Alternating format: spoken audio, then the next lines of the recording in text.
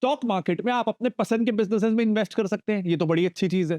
लेकिन कंपनियां हो गई है 5,000, तो पसंद की कंपनी ढूंढना नामुमकिन हो गया। इसको सॉल्व करने के लिए अपेरेंटली आया म्यूचुअल फंड, जहां आपको डायरेक्टली स्टॉक्स पिक नहीं करने, टीम ऑफ एक्सपर्ट्स अपनी एक्सपर्टीज यूज करके आपके लिए स्टॉक्स पिक कर देगी, आपको बस वो फंड खरीदना है। धीरे धीरे करके हजारों फंड्स भी हो गए, प्रॉब्लम वहीं की वहीं। अब कौन सा फंड ले, ये बड़ा कंफ्यूजन हो गया। इसको सॉल्व करने के लिए आए फंड्स ऑफ फंड्स। कई सारे फंड्स ऑफ फंड्स भी हो गए, अब शायद लगता है आएंगे फंड्स ऑफ फंड्स। ये बहुत कॉम्प्लिकेटेड हो रहा था। इसको सॉल्व करने के लिए आया स्मॉल केस, कि हम बास्केट बना देंगे अच्छे स्टॉक्स का, आप एक क्लिक में खरीदो, एक क्लिक में रीबैलेंस करो। धीरे धीरे कई सौ स्मॉल केस भी हो गए। तो ये जो इक्विटी में बेस्ट स्टॉक्स कैसे ढूंढे, इसको सॉल्व करने की ना बहुत कोशिशें हुई। डायरेक्ट इन्वेस्टिंग की जाए, असिस्टेड इन्वेस्टिंग की जाए, यानी किसी एडवाइजर की हेल्प से, म्यूचुअल फंड से किया जाए, स्मॉल केस से किया जाए। और अगर आप हाई नेटवर्थ इंडिविजुअल हो तो पीएमएस और एआईएफ तो है ही, हम उसकी बात नहीं करेंगे, मोस्ट लोगों के लिए वो अप्लाई नहीं होता। लेकिन direct investing, assisted investing, small case और म्यूचुअल फंड्स, ये चारों तरीकों को आज हम कंपेयर करेंगे और जानेंगे आपको स्टॉक्स में एग्जैक्टली कैसे इन्वेस्ट करना चाहिए, आपके लिए बेस्ट तरीका क्या है। This is Pranjal Kamra with Finology, the financial freedom company. शुरू करेंगे, बहुत शॉर्ट क्रिस्प वीडियो है, शुरू करेंगे चारों चीजों के कौन से, उनमें नेगेटिव्स क्या है। डायरेक्ट जब आप खुद स्टॉक पिक करते हो तो क्या होता है? पहला, बहुत ज्यादा टाइम लगता है। दूसरा, लर्निंग कर्व बहुत ज्यादा है, तो ऐसा नहीं आपने आज सोचा और आप इन्वेस्ट करना शुरू कर दिए। तीसरा, एक और कौन ये है कि अगर आपके पास कुछ हजार या कुछ लाख रुपए इन्वेस्ट करने को है ना, तो जो आप टाइम इन्वेस्ट कर रहे हो, जो आप लर्निंग कर्व को अपना एफर्ट दे रहे हो, वो वर्थ इट नहीं है। Return on effort invested and return on time invested वाजिब नहीं है अगर आपका कैपिटल बहुत कम है। पता चला लगाने हैं लाख रुपए और आपने कोर्सेज ले लिए, बहुत टाइम लगाया, बहुत मेहनत भी की, और म्यूचुअल फंड से 2% ज्यादा रिटर्न आया। तो लाख रुपए पे म्यूचुअल फंड आपको 12,000 दे देता, आपने इतनी मेहनत की और आपने 14-15 हजार रुपए कमा लिए, तो पूरी मेहनत का फल मिला 2-3 हजार रुपए। तो छोटे कैपिटल पे it's not worth it, time बहुत लगता है, लर्निंग कर्व बहुत ज्यादा है। अब हम दूसरे सबसे सिंपल तरीके की तरफ आते हैं, म्यूचुअल फंड्स। देखो, मुझे म्यूचुअल फंड बहुत पसंद है, इनफैक्ट इसीलिए हम हर साल म्यूचुअल फंड की लिस्ट लाते हैं कि which are the best mutual funds to invest, and I love mutual fund. लेकिन इसका मतलब ये नहीं है ना कि ये परफेक्ट है, और मैं इतनी तारीफ करता हूं म्यूचुअल फंड्स की, तो इसकी बुराई करने का हक भी रखता हूं। तो इसमें क्या बुरा है? म्यूचुअल फंड में एक बहुत बहुत खराब चीज है जो डिस्कस नहीं की जाती। पता है क्या? म्यूचुअल फंड में ना, timing the market retail investor के हाथ में है, एक्सपर्ट के हाथ में नहीं है। अगर एक्सपर्ट का बस चले ना, तो जब मार्केट गिरा हुआ हो तो वो बहुत सारे शेयर्स खरीदना चाहे सस्ते में, जब मार्केट बढ़ा हुआ हो तो वो शेयर्स को बेचना चाहे और प्रॉफिट बुक करना चाहे। लेकिन म्यूचुअल फंड का एक रूल है कि वो ना एक पर्टिकुलर अमाउंट से ज्यादा कैश पे नहीं बैठ सकता। यानी अगर म्यूचुअल फंड को 100 रुपए उसके पास हैं, 10-10 रुपए 10 इन्वेस्टर्स ने उसको दिए और उसके पास टोटल कॉर्पस 100 रुपए है, तो उसमें से मैक्सिमम जो वो कैश होल्ड कर सकता है ना, वो 30% के आसपास ही कर सकता है। यानी 70% पैसा, ये मैं एग्जाम्पल दे रहा हूं, 70% पैसा उसे स्टॉक्स में डालना ही है। अब ये क्यों खराब है? क्योंकि जब मार्केट क्रैश होता है ना, तो फंड मैनेजर को लगता है मैं बहुत सारे शेयर्स ले लूं, लेकिन रिटेल इन्वेस्टर तब घबरा के रिडम्पशन करता है। अब अगर आप अपना म्यूचुअल फंड से पैसा निकाल रहे हो, तो फंड मैनेजर आपको पैसे कैसे देगा? जो शेयर्स उसने खरीदे हैं वो बेच के। यानी म्यूचुअल फंड को क्या करना पड़ रहा है? एट मार्केट क्रैश शेयर्स बेचने पड़ रहे हैं। और जब मार्केट टॉप में और बहुत सारे इन्वेस्टर्स ना पैसा डाल रहे हैं, तो फंड मैनेजर को लगता है कि अभी मार्केट बहुत महंगा है, मैं नहीं खरीदता। लेकिन रिटेल इन्वेस्टर्स पैसा डाले जा रहे हैं, और रेगुलेशन ये बोलता है कि वो कैश पे बैठ नहीं सकता एक लिमिट के ऊपर, तो उसे महंगे में शेयर्स खरीदने पड़ रहे हैं। अब इसमें अगर कोई बहुत एथिकल म्यूचुअल फंड कंपनी हो, तो वो नए फंड्स लेना बंद कर सकती है। लेकिन बिजनेस का सवाल है, खर्चे हैं, पैसा आ रहा है, फीस मिल रही है, तो बहुत मुश्किल हो जाता है आती हुई पैसे को रोक पाना, मना करना कि हमको नहीं चाहिए और पैसे। बहुत ज्यादा करेज लगता है। ज्यादातर एएमसीज इतनी एथिकल नहीं होती हैं। तो बेसिकली किसी म्यूचुअल फंड का काम है शेयर्स को अच्छी सस्ती वैल्यूएशन पे खरीदना और महंगे पे बेचना। लेकिन क्योंकि टाइमिंग द मार्केट और उनका फंड सप्लाई रिटेल इन्वेस्टर्स पे डिपेंडेंट है, म्यूचुअल फंड्स मजबूरी में वही करते हैं जो एक आम रिटेलर करता है, महंगे में खरीदते हैं और सस्ते में बेचते हैं।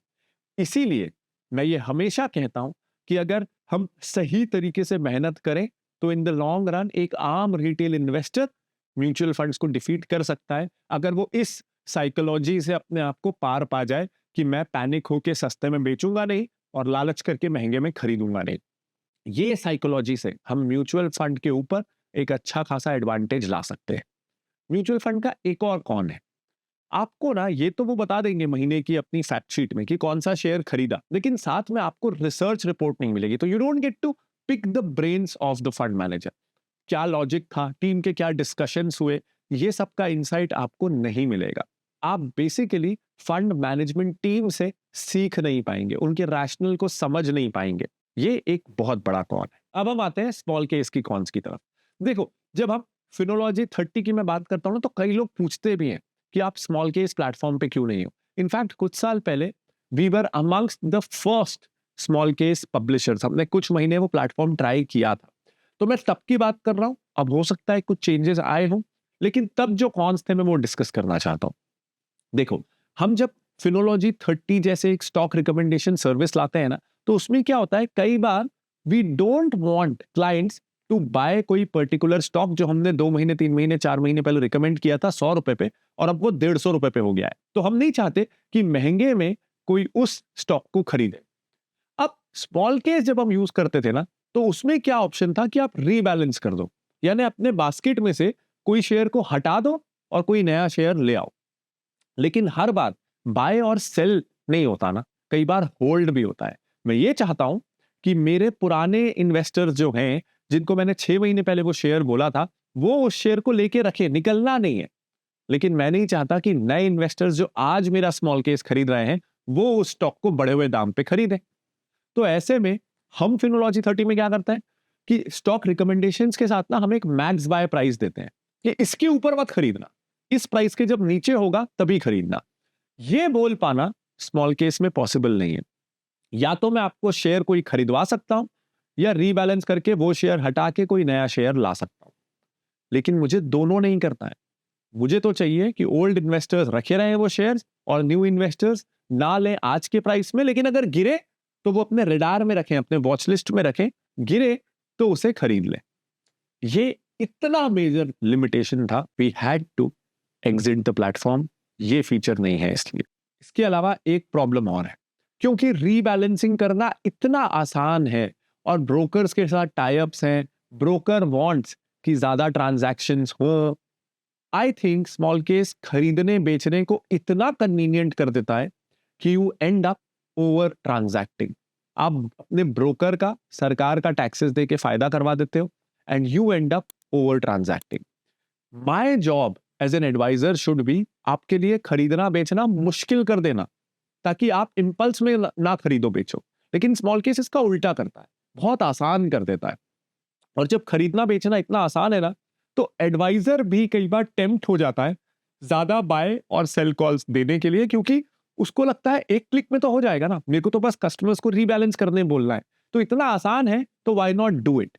तो क्लाइंट्स और एडवाइजर्स दोनों की साइकोलॉजी पे इंपैक्ट डाल के I think it leads to over trading. ये मेरा अजम्पशन है, मेरे पास इसके लिए कोई साइंटिफिक डेटा नहीं है कि ऐसा एक्चुअली होता है, बट माय बिहेवियरल फाइनेंस की स्टडी, साइकोलॉजी की स्टडी ये कहती है कि हाँ, लाइकली है कि ऐसा होता होगा। चौथा, अब हम बात करेंगे असिस्टेड एडवाइस की, यानी कोई रिसर्च एनालिस्ट, कोई इन्वेस्टमेंट एडवाइजर की मॉडल पोर्टफोलियो या स्टॉक रिकमेंडेशन के जरिए आप इन्वेस्ट कर रहे हो।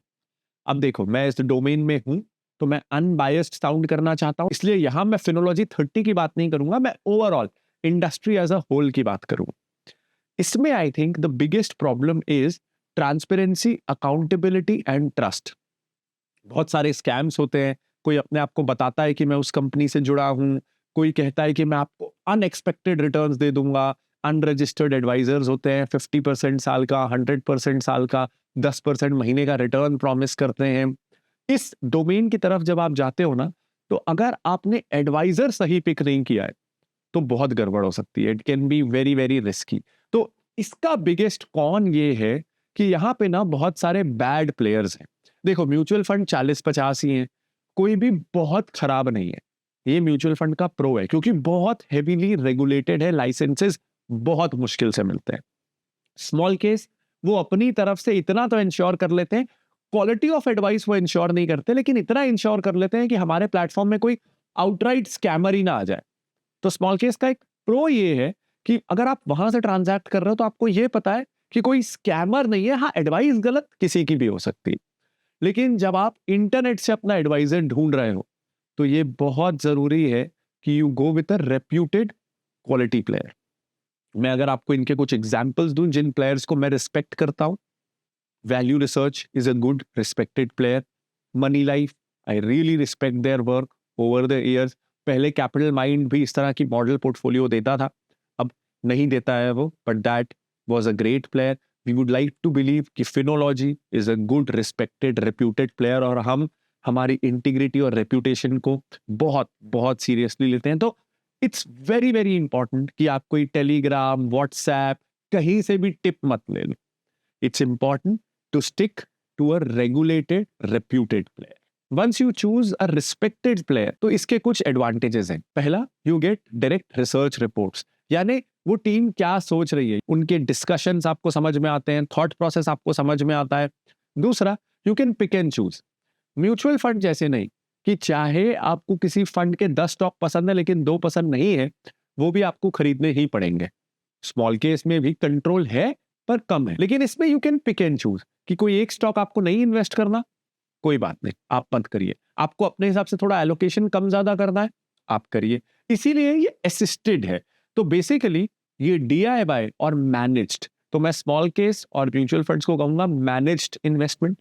डीआईवाई इज डीआईवाई, आपको सब खुद करना है, और ये दोनों के बीच का है असिस्टेड। अब इसमें कौन सा तरीका, ये तीनों तरीकों में, मैनेज्ड जिसमें म्यूचुअल फंड स्मॉल केस आता है, असिस्टेड या डीआईवाई, एक इन्वेस्टर को कौन सा तरीका चुनना चाहिए? बहुत सिंपल है, the best way is DIY. आप खुद से कर। अगर पैसा आप बहुत कम लगाने वाले हो, आज कम है तो कोई बात नहीं। अगर आपको लगता है कि नहीं मैं हर साल 1-1 लाख रुपए लगाऊंगा, तो आप डीआईवाई सीखो, इंडिपेंडेंट बनो, जिंदगी भर खुद से इन्वेस्ट करो। लेकिन हाँ, अगर आप ये सोचते हो कि नहीं मैं काम में बहुत बिजी हूं, मुझे फैमिली को टाइम देना है, खुद की हेल्थ को टाइम देना है, मैं अपने बिजनेस को, जॉब को, प्रोफेशन को टाइम देना चाहता हूं, मैं इसमें बिल्कुल ही पढ़ना नहीं चाहता, मुझे बिल्कुल 1 मिनट भी नहीं देना, तो आप ऑपोजिट स्पेक्ट्रम में चले जाओ, फिर आप सीधा म्यूचुअल फंड में चले जाओ।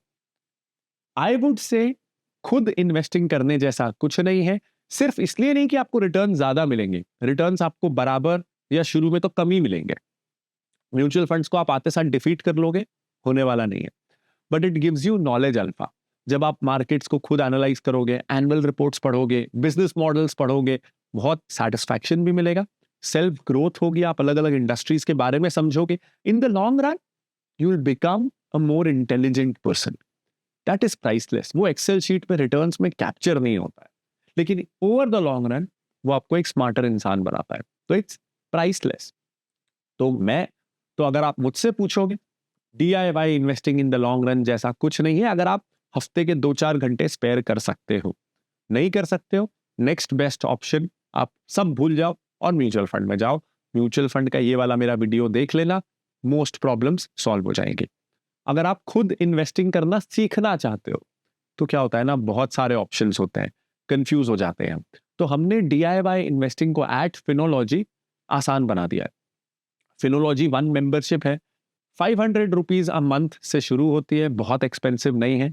आपको कोर्सेज मिल जाएंगे सीखने के लिए, बिगिनर फ्रेंडली कोर्सेज हैं, और जब आप सीख जाओ तो आपको टिकर के प्रीमियम फीचर्स मिल जाएंगे, जिसमें बहुत सारे वैल्यूएशन कैलकुलेटर्स हैं, balance sheet analysis, financial statement analysis. Basically stock pick करने में जो प्रोफेशनल टूल्स, महंगे टूल्स होते हैं, वो हमने अफोर्डेबल प्राइस में रिटेल इन्वेस्टर्स के लिए लाने की कोशिश की है, starts at 500 rupees a month.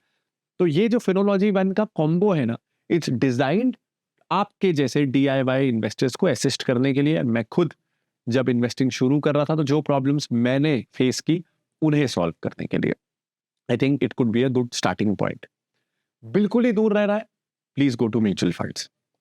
इसके बीच में अगर आप कुछ सोचते हो कि नहीं मुझे गाइडेंस भी मिल जाए, मुझे अच्छे स्टॉक्स एक टीम ऑफ एक्सपर्ट्स ढूंढ के दे, लेकिन मेरे रिटर्न्स ना मार्केट और रिटेल बिहेवियर से मार ना खाए, कि अगर मैं किसी फंड में इन्वेस्टेड हूं और बहुत सारे लोगों ने रिडम्पशन डाल दिया, फंड मैनेजर स्टॉक्स बेचेगा, मेरे रिटर्न्स मार खाएंगे।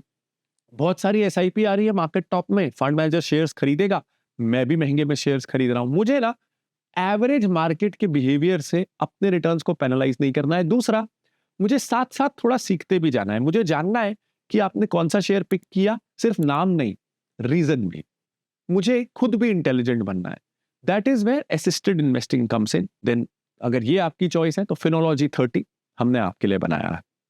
Small case, honestly I don't know where does it fit, लेकिन अगर आपको वो कन्वीनियंस बहुत पसंद है और वो जो क्यूरेशन वो प्लेटफॉर्म लाता है कि आप आउटराइट स्कैमर्स के साथ नहीं फंसोगे, थोड़ा सा ट्रस्ट वो जो बढ़ा देता है, if you like that, then that is an option for you.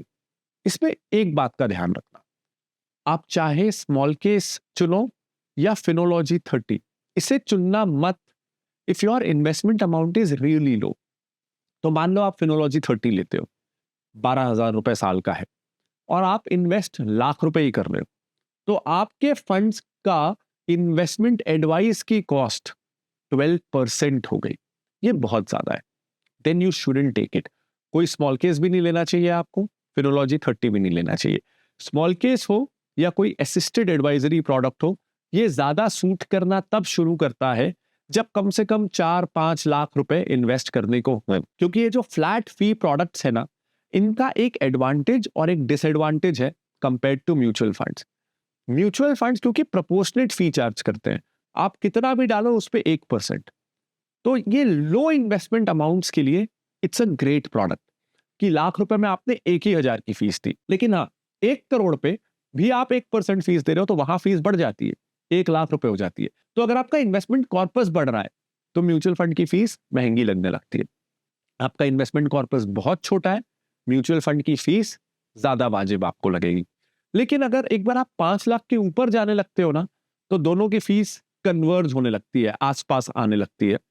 तब आपको ये सोचना है कि आप किस स्टाइल के इन्वेस्टर हो। क्या आप ज्यादा कंट्रोल चाहते हो, आप ज्यादा इनसाइट्स चाहते हो, या आप ज्यादा ऑटोमेशन चाहते हो। आई होप इससे बहुत सारा कंफ्यूजन सॉल्व हो पाया होगा।